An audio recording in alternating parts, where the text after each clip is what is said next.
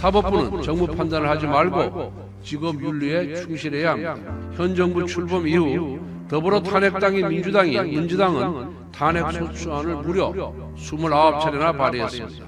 정부 발목 잡기를 넘어 아예 발목을 부러뜨려 국정을 반신불수로 만들었습니다. 이 때문에 지금도 정부 기능이 정상적으로 작동되지 못하고 있습니다.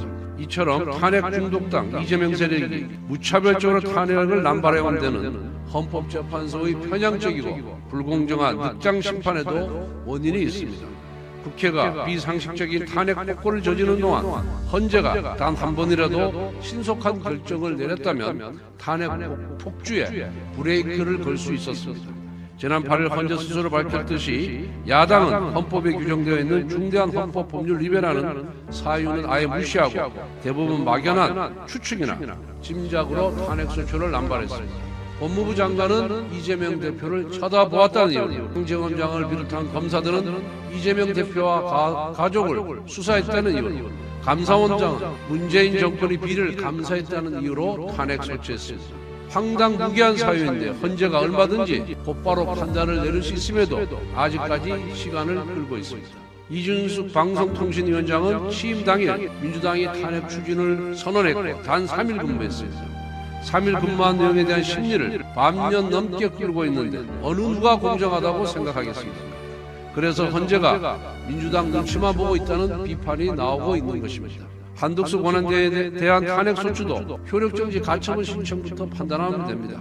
국회 의결 종족수가 151명이냐 아니면 200명이냐의 판단부터 내리면 되는 것입니다.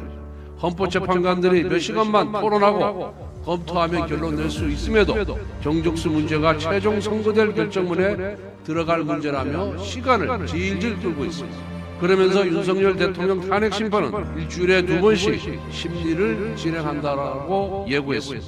대통령 탄핵 심판은 민주당이 바라는 대로 토끼 뛰듯이 처리하고 한덕수 대행을 포함한 다른 탄핵 심판은 민주당이 원하는 대로 거북이 걷듯이 처리하겠다는 것입니다. 헌법재판소는 헌정질서의 마지막 보루입니다.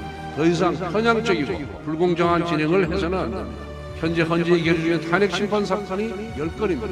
헌재는 한덕수 권한대행을 비롯한 다른 국무위원들, 감사원장, 중앙지검장 등의 탄핵 심판 일정을 대통령 탄핵 사건처럼 빨리 공개적으로 밝히고 공명정대하고 신속하게 심판을 진행해 줄 것을 강력히 촉구합니다.